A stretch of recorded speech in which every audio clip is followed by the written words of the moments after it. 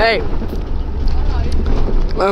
Mä en pysty vaan käsittämään ihmisiä, jotka shokeraa niinku persettään siitä, että joku kuolee, joku nettihitti. No niin, siitä on noin 2 päivää, kun Risumies kuoli. Ja kaikki on siitä, oh my god, Risumies kuoli. Mutta todellakin, siis mies, joka muistetaan siitä, että se huusi kännissä toisella miehelle kameran edessä. Ja todellakin, miksi ihmiset niinku, hyvä, niinku, miksi ihmiset niinku shokkeraa niin sanotusti persettään siitä, että niinku Risumies kuolee. Come on, älkää vittu.